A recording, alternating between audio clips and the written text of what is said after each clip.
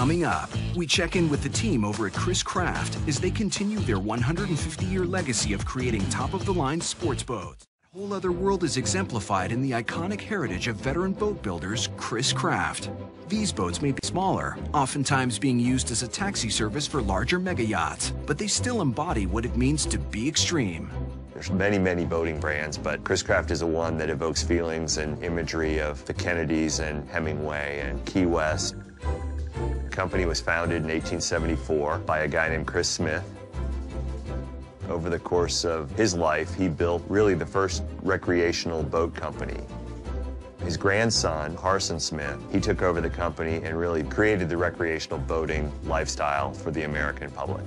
Even though the company switched from making their boats with wood to fiberglass around 1972, they still strive for the type of excellence that Chris Smith started 150 years ago. They're truly some of the most beautiful boats and yachts that anyone can produce in the world. And someone that grew up around Chris Craft, eventually working for them and who knows the impact they've had on the industry, is one of the founder's grandsons, also named Chris Smith. They are gorgeous. I've ridden in a few of them, but they are pricey. At least I've had a lot of fun with the money. With the headquarters located in Sarasota, Florida, the crew building these amazing watercraft are seasoned veterans. There's incredible know-how in this building for pretty much every aspect of boat building, from fiberglass to upholstery to cabinetry to wiring harness construction. We manufacture the entire boat here. Craftsmanship that goes on in a 20-foot or a 36-foot or a 100-footer is still very much the same. The team at Chris Craft fabricate their components in-house. There is no deviation from the original schematic that strives for nothing short of excellence. This is what we call infusion. We will open that valve right there. You will see the resin travel through all these cavities right here to go into the part. And that's when the part will dry, then we will pull the inserts. This is our finished part, come out of the mold. It's a nice finished looking part. Chris Craft, back in Sarasota, Florida, is taking the old and making it new. That's what basically our style now. Make it look like a wood boat, the style, built out of fiberglass. The transition going from wood into fiberglass started in the early 70s. It's easier to build a hull out of fiberglass than it is out of wood. It requires less man-hours, and you wind up with a finished product that lasts longer without the need for a lot of care.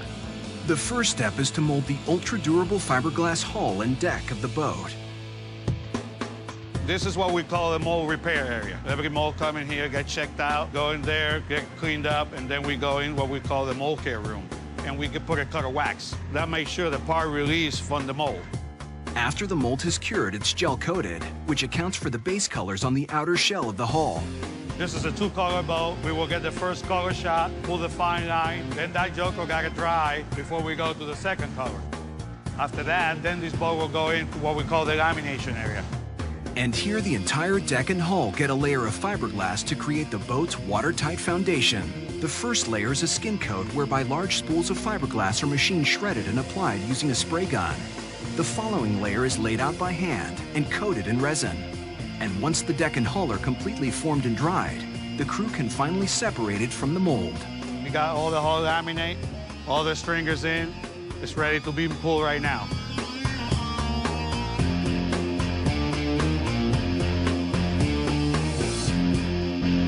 After a Chris Craft hull is made, it can start to get assembled. This is our 32 hull. It just come out of the cutting booth. We're gonna go ahead and do all the pre-finished work. Check for all the damage, air, whatever we can find in there. Then we will go into the assembly line. What we're doing now is we're installing the wiring harnesses. This is just one of the major components of the boat, which Chris Craft makes internally.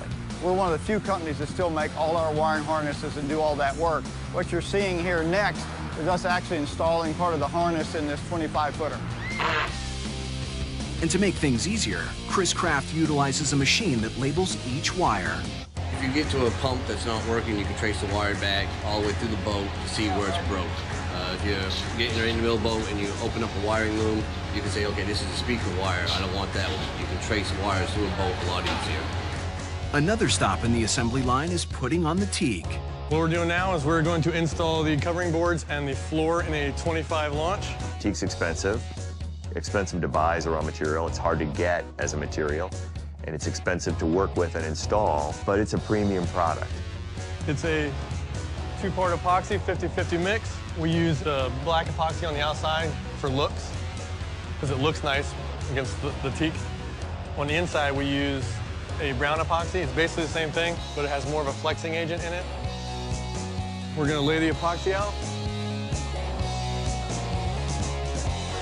This floor will then be screwed down on top of that. Then we come back and caulk everything in, pull the tape, and it leaves a nice seam like you see in the finished boats.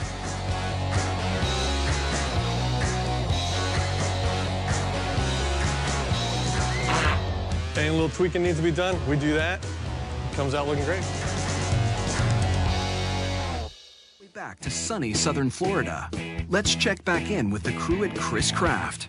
We made the transition from our lamination process, from the pulling process, all the way through final finishing. Meanwhile, while all that's occurring, we also have in these steps in our sub-assembly shops many operations going on that will in turn feed product that go on to the final application and assembly. Including the handcrafted upholstery. This is our upholstery shop. We do everything in-house as far as the upholstery goes, from the bucket seats to the V-berth, comforters, drapes. It definitely takes talent to do what we do. It is very intricate. But before they can finish all the upholstery and accessories, they need to install the 400-plus horses that'll make this thing run. Chris Craft incorporates up to the 400-plus horsepower motors in many of our boats, and it makes them run extremely well.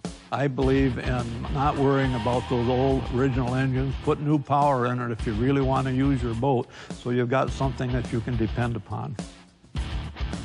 We come into what we call our final assembly operation, and that's where we actually put on all the rub rails, the rest of the interior upholstery. We do all the final propulsion hookup, electrical hookups.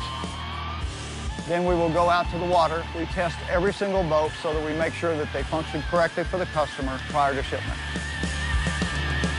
Then, we've seen what it takes to construct a classic Chris Craft sports boat. Now it's time to see the finished product. You won't want to miss this. Overwhelmingly huge to the deceptively small, we head back to Sarasota, Florida to check out the Chris Craft Launch 32 as it cuts through wakes and turns heads, proving that an extreme yacht can come in all shapes and sizes. And at 32 feet long with a 10-foot beam, it can comfortably accommodate anyone looking to spend a night on the water. What we did is we designed a nice small little cabin. It's outfitted with a mattress and nice upholstery and pillow detail.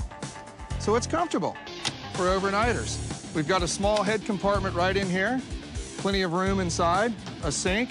Moving aft in the boat to the helm area, you've got a nice double helm companion seat. The boat's gonna run a little 2 degrees up, so you're gonna be looking right through the windshield, or if you prefer, you can raise the thigh rise and look over the windshield. You've got duplicate gauges for both port and starboard engines. You've got a power seat to be able to move the seat forward if you like. And this boat is also equipped with Volvo joystick option. These are also Volvo gauges, which are redundant of this, but it gives you neat features like fuel burn, hours, and how much time you've had on the water. Neat stuff. You've got a small glove box here. You have a USB port, and then you also have a 12-volt receptacle inside. Then your stereo system here with the remote on the helm side. We've got a stainless steel drawer-style refrigerator right here, which is really neat. This utilizes the space underneath the backside of the seat here. And then underneath here, you've got a huge amount of storage. And yet another clever use of space is the feature hidden under the engine bay cover. We've concealed the bimini top underneath the engine box hatch. You pick it up straight up out of the motor box well, and then simply let the engine hatch back down. It also allows us to move this cushion and bring up the cockpit table. The Volvo 320 GXIs are small blocks, which pushes this boat north of 50 miles an hour. You've got a water heater to the starboard side over here. We've got the automatic halon system. If there's too much heat in the bilge, it automatically extinguishes the fire. On heading aft to the engine compartment, we've got a good-sized swimming platform loaded with goodies for extreme water adventures. You've got your dockside power inlet here. Right here, you've got a push button. That's for water skiing and your ski rope type line. You flip up this stainless steel lid, and you've got your hot and cold running shower. So when you get out of the water, you can shower off. And then you've got a nice pop-up cleat here on the stern. The Launch 32 has all the craftsmanship and amenities of an extreme yacht. And that's the final word from the guys at Chris Craft.